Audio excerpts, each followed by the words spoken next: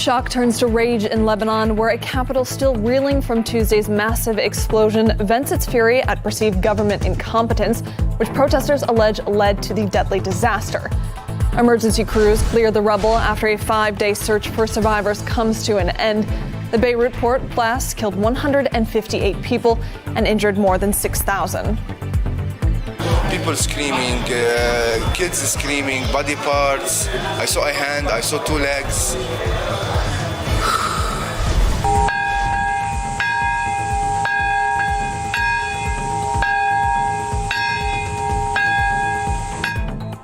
"75 years after the U.S. atomic bombings of Hiroshima and Nagasaki, Japan marks the anniversary with a minute of silence. We asked Japanese and Americans what they think about the events of 1945. In terms of it being justified, I don't know. I think it's tough to blame people for the mistakes of history. I think the use of the atomic bomb was unacceptable. There was no reason to do it.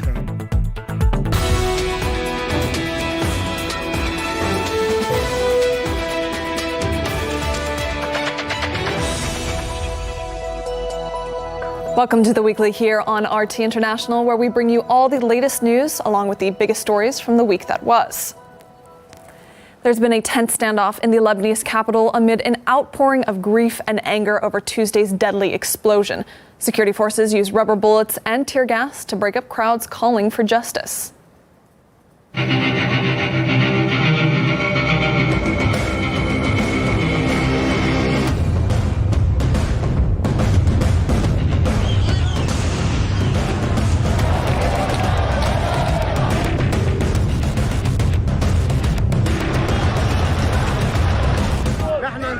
We went to Martyrs Square to set up gallows for those who did this to our country. Today we will hang nooses, and we won't let a single government minister escape.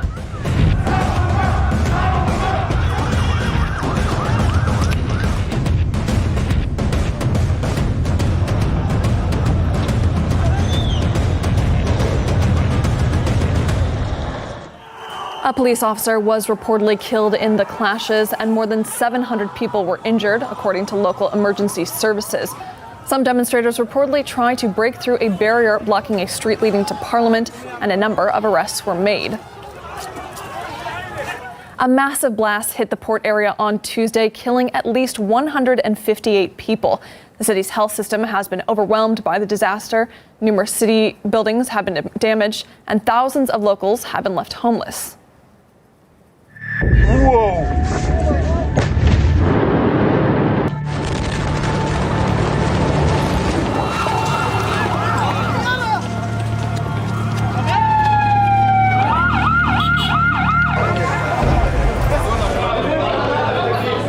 All of a sudden we felt a boom, everything turned over our heads. I turned around and I was hit by something in my right hand. People screaming, kids screaming, body parts. I saw a hand, I saw 2 legs. The devastation here in the Lebanese capital is very massive. The blast was felt 10 kilometers away from the port where it took place. I believe this is going to be a sleepless night for the Lebanese and a very sad night.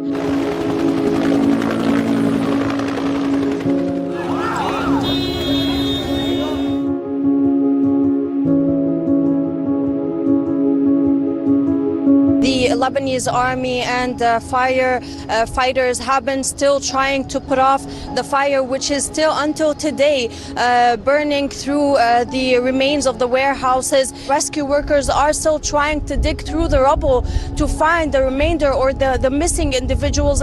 بس كتير هالقد كتير فرد مرة على شعب.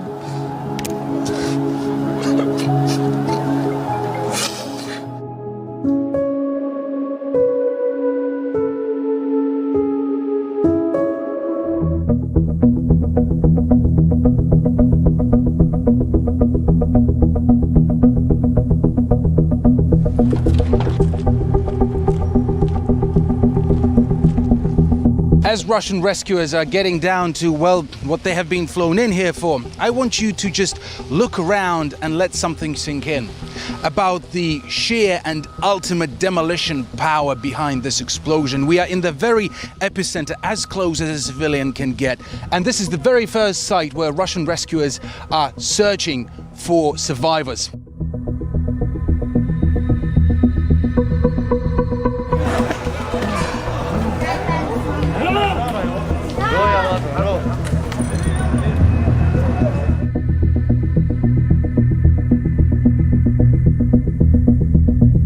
Amid all havoc, you can still pinpoint the telltale signs of people's panic, of their rush to leave the area as they were caught up in the blast. But as people ran, hundreds of thousands found out they may have no longer a place to call home. And my wife was there, and she told me, "Guys, please come inside, come inside." And then the bomb. And you flew, as you say, from here to the wall. To that wall? Yeah. Wow. Yeah. Lebanon, already home to Syrian and Palestinian refugee camps, now may need a camp for its own people, with over 300,000 displaced by the blast.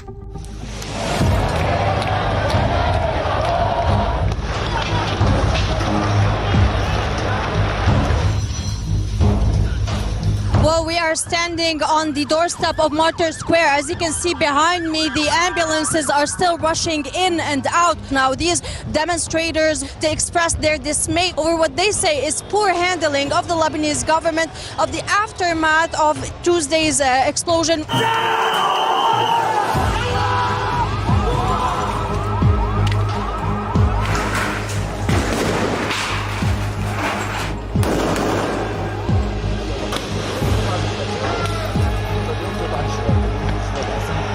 They say they are going to stay here until their demands are met. Also, at the same time, we know that in the district of Ashrafiyeh, east of Beirut, protesters have managed to storm into the foreign ministry.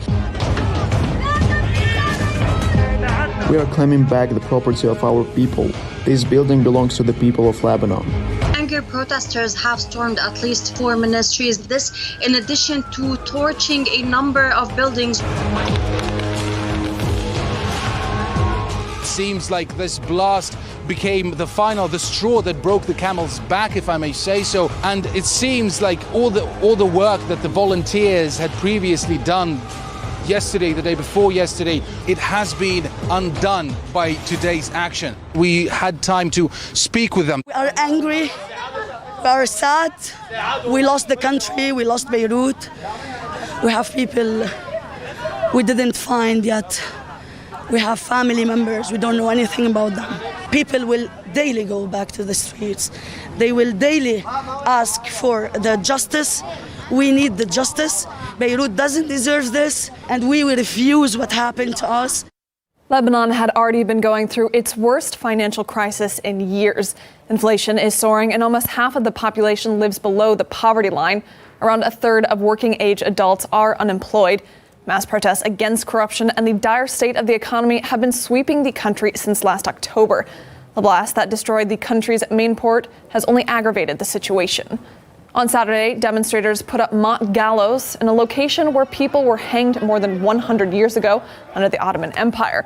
Protesters raised cardboard cutouts with ropes around their necks depicting Lebanon's prime minister and Hezbollah's leader, as well as other officials. In response to the surge in civil unrest, Prime Minister Hassan Diab has called for an early election. He says that corruption was to blame for Tuesday's tragedy. And Lebanon's information minister has announced her resignation, saying the current government has failed to live up to the Lebanese people's expectations. Now, for more on this, let's bring in journalist Chris Hedges. You're very welcome to the program. As we were saying, aside from the information minister, 4 members of parliament have also resigned in the wake of this tragedy. Will that do anything to calm the unrest? Well, not if October 2019 is an example, because you had a wave of mass anti-government protests that exploded across Lebanon.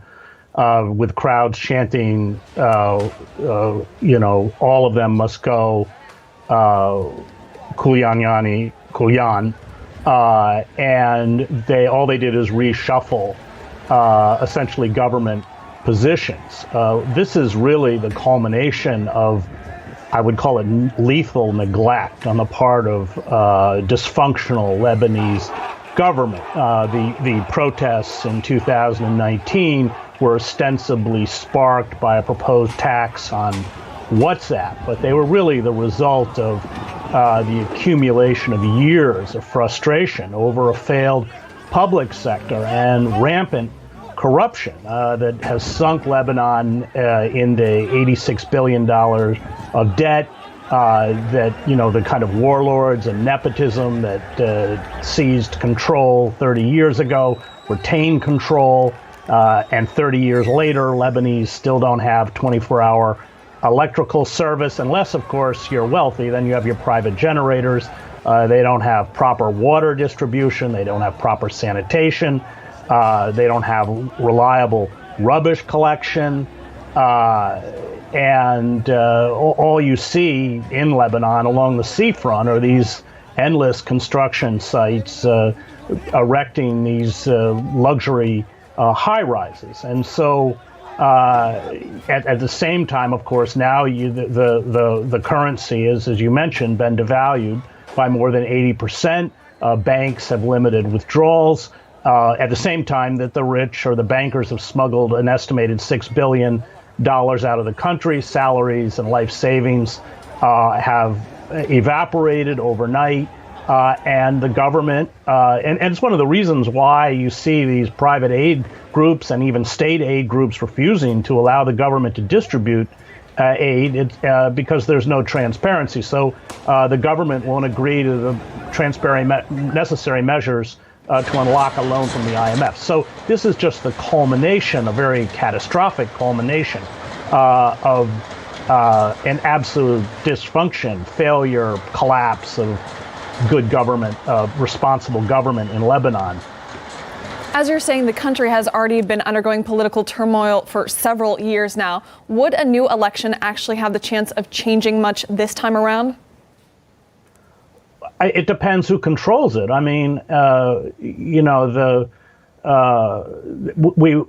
were massive demonstrations, as I mentioned before, in 2019, and a reshuffling of the government.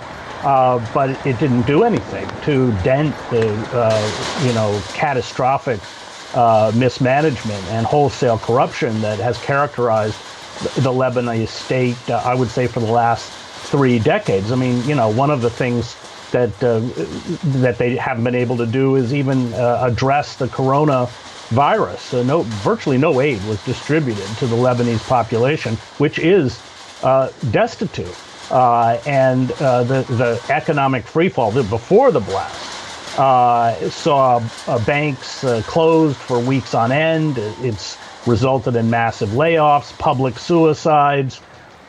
People are on the street, reduced to bartering their belongings for basic necessities. And this just goes back years. 2016, the government stopped collecting the trash in Beirut.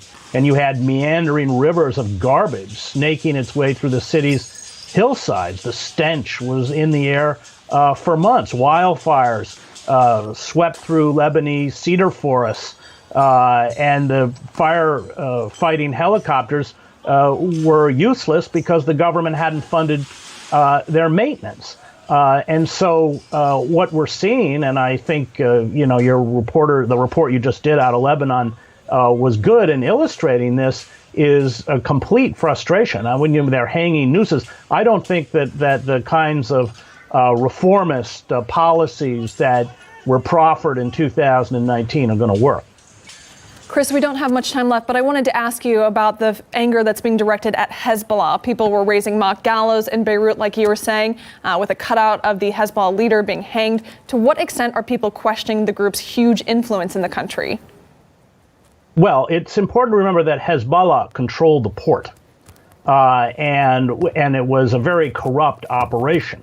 And so, I think that there has been a great deal of frustration with Hezbollah, which has carried out political assassinations in Beirut and elsewhere, and stacked the government with its own cadre who have enriched themselves at the expense of even their own base. But the epicenter of financial power and control in Beirut itself was the port, which was controlled by Hezbollah. Journalist and author Chris Hedges, thank you for joining us on the program today. Thank you. Lebanon isn't the only Middle Eastern country gripped by public unrest. Some 15,000 people took to the streets of Jerusalem on Saturday night. They gathered outside the residence of the Israeli Prime Minister, denouncing corruption and the government's handling of the pandemic.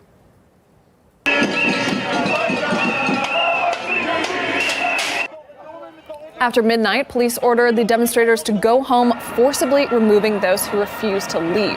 Netanyahu is facing charges of bribery, fraud, and breach of trust. The prime minister denies any wrongdoing. At the same time, unemployment has soared as a result of coronavirus restrictions. Still ahead, voting is underway in Belarus, where President Lukashenko is hoping to extend his 26 years in power. That story and more after the break.